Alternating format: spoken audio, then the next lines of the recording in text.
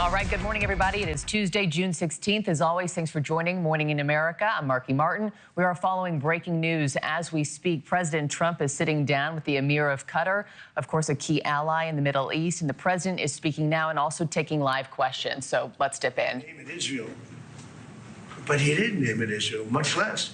He aimed at your countries. And actually, that was a mistake for them because it brought us, these countries, in particular the 5 countries, it brought us, I mean, he even hit Turkey once. I never understood it. Nobody's going to understand it. That's the problem. They're totally irrational people. And those people are now gone. And I think Iran has rational leadership now. But you wouldn't have, if it weren't for the United States of America, with me, and because Obama was the opposite, Israel would not exist right now. Israel would have been blown off the face of the earth, 100%. And every smart person in Israel knows that. Okay, thank you very much, everybody. Thank you. Thank you.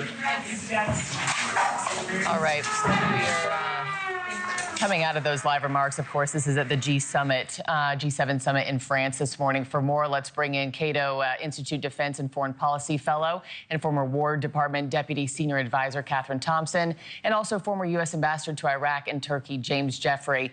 Good morning to both of you. Ambassador, let me just start with you and pick up where we just left off. The president saying that without him, without the United States of America, Israel would not exist right now.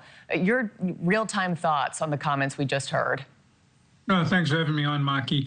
That's a bit exaggerated, and a lot of the credit also goes to President Biden, who, of course, stood by Israel from 2023 to the end of 2024 when they were hit by 2 massive barrages of Iranian missiles and, of course, had to fight Hezbollah and Hamas. But altogether, the United States has, working with Israel, and this is a point people miss, weakened Iran and its proxies over the last 3 years dramatically. This agreement, I hope, will weaken them further. But the main thing is they are much weaker now than they were before the 7th of October, 2023. And that's the key security point for the entire region. Yeah. Catherine, what were your thoughts there? And also, you know, Benjamin Netanyahu has come forward and said that Israel is not a part of this Iran deal that is reportedly going to be signed on Friday in Switzerland. What's your reaction to those comments?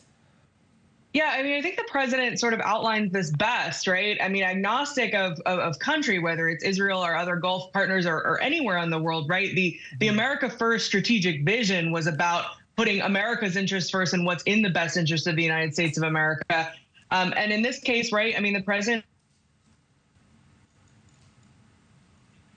determined that this deal on details, but, you know, I think we are at a place where you know, we're putting America's interests first, and the question about, you know, whether Israel's going to come along and support, you know, it's going to be an interesting dynamic to see how it plays out over the next 60 days. But ultimately, the president, you know, he was elected to put America's interests first, and that's what we're seeing, agnostic of any country in the region.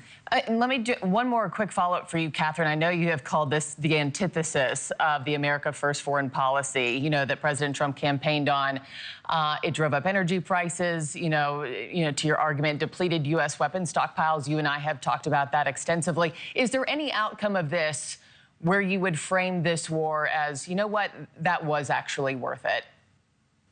I don't think the war itself was actually worth it, right? I mean, the terms of this deal, near as we can tell, I mean, we're still, of course, waiting for the final text to come out, but the terms of the deal seem to have been on the table, you know, prior to Operation Midnight Hammer last year at the beginning of the Trump administration. They seem to be similarly on the table post Midnight Hammer. So going for full-scale regime change, you know, in my view, just wasn't necessarily a required option. And again, the president's the deal maker in chief. I think he could have done this without you know, escalating to the degree that we did and sort of putting ourselves in the situation where the Strait of Hormuz became a choke point. It's why presidents before him had not chosen this route. And so I think it's, you know, important to keep that framing in mind as we're looking at the deal on the table in the strategic environment today. Ambassador, do you agree with Catherine on that? And also just looking ahead, you know, you have this memorandum of understanding that both sides are apparently going to to sign on Friday. What are the chances we actually get a long-lasting, long-term peace deal out of it?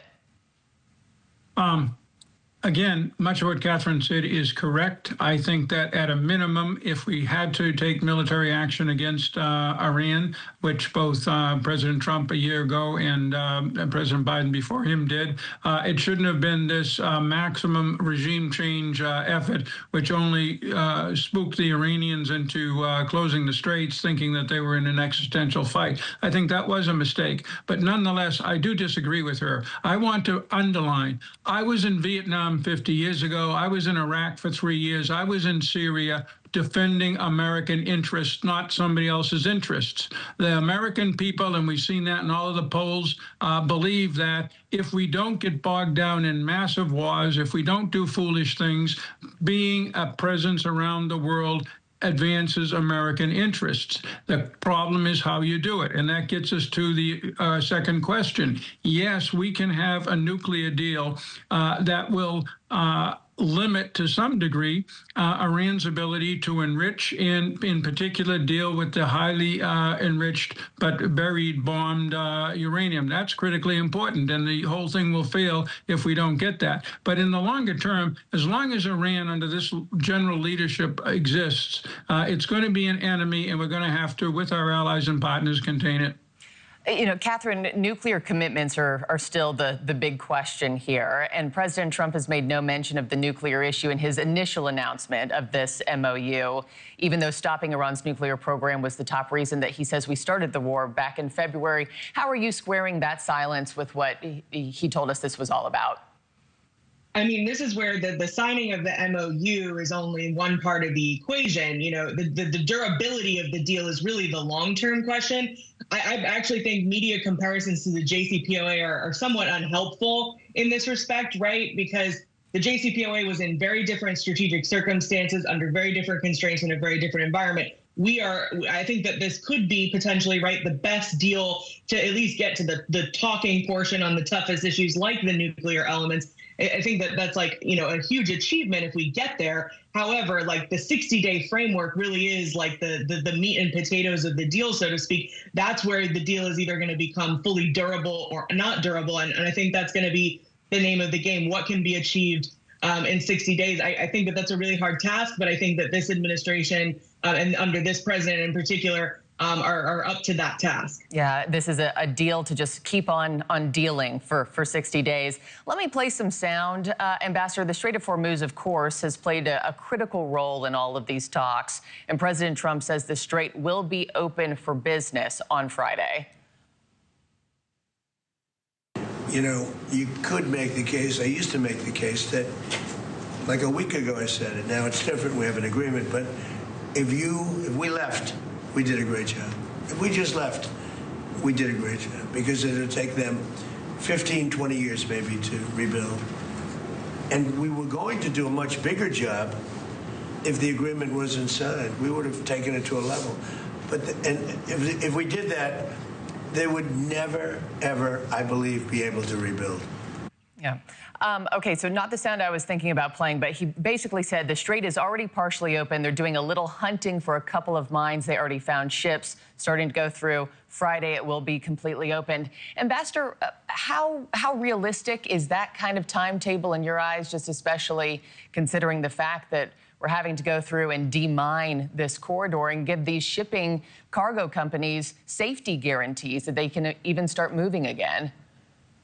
It'll be ugly. The Iranians have gosh knows what up their sleeve. They always do. That will make things more difficult. Nonetheless, at the end of the day, if they want to move their oil, they're going to have to let the rest of the region move its oil. So I think that the straits, in an ugly, goofy kind of way, will be opened. That's the good news. And moving on from that, we'll see oil prices. We're already seeing oil prices drop and prices at the tank dropping. And so that's one achievement as well. But again, we were pressuring the Iranians dramatically with our own blockade. And that's something the Iranians will have to remember because we can do this again.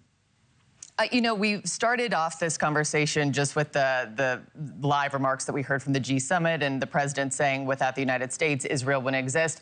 Let me just kind of loop back to that. Iran's top diplomat says ending the Iran war includes ending Israel's occupation of Lebanon. But Catherine, you know, Israel says they're not leaving. Is there any way the U.S. can get Israel to back down in Lebanon? And what are you expecting on that front here in the coming hours and days? I mean, I think that this is where the biggest change is taking place in the bilateral relationship between the U.S. and Israel, right? Because I think Vice President Vance acknowledged this the other day. Sometimes our interests align with our allies and partners. This includes Israel. Sometimes they don't. And I think, you know, on this particular question, our interest is that, you know, this MOU holds, assuming, you know, all of the terms are up to snuff. Obviously, for the next 60 days, we hope that we can work out the tough issues and that it holds post 60 days. You know, Israel not creating more problems in the region if, you know, Iran is living up to its end of the bargain is going to be really important. And that's going to be a feature of the U.S.-Israel bilateral relationship. And that takes us to a very different place than we've been, you know, even under the Biden administration, frankly. And I think that this is going to be a new feature. What's the new balance of the U.S.-Israel relationship, not only on the question of Lebanon, but just the rest of the region? Yeah, and Ambassador, let me just end with you. As we were listening to those remarks, I mean, it's some of the most pointed criticism that we've heard, you know, of Israel and Benjamin Netanyahu come from the president. Do you think that relationship, what's going on, you know, in Lebanon, does that have the ability to tank this deal entirely come Friday? No, I don't think so, Maki. What President Trump does publicly, we saw it with Zelensky in the famous Oval Office meeting, we see it now with Netanyahu, is what presidents have done and have had to do for the last 80 years in running a global collective security system where we do advance our interests. We have to shift some risk, some responsibility to our partners and allies. We don't do everything they need. Netanyahu has real security concerns. Hezbollah started attacking Israel the day after Hamas attacked back in October 2027. The Israelis are in Lebanon today because Hezbollah, or the Lebanese government, has agreed repeatedly in Washington to disarm Hezbollah, and it still is not disarmed. Until it disarms, the Israelis will stay in Lebanon. That's one thing. What the Israelis did incorrectly, I think, was escalate disproportionately minor Hezbollah attacks to knock the hell out of suburbs of Beirut. And that clearly troubled President Trump. He thought it was not proportional, and he reacted, as we've seen, very, very strongly. Other presidents have done that many times, and many of our other allies have pushed us, and the right presidential response is to push back. I'm fine with everything he's doing. Well, there's a lot more to come from this G7 summit, that's for sure. He's ending this meeting with the Emir of Qatar. We know he's going to head into a working lunch here soon, so a lot more can unfold, as you all know, throughout the rest of today. Ambassador James Jeffrey, Catherine Thompson, I got to end it there. Thank you both so much for your time and expertise this morning in that breaking news. Thank you. Thank you. We'll see you again soon. Also ahead this morning, everybody, I'll be speaking with Barbara Leaf.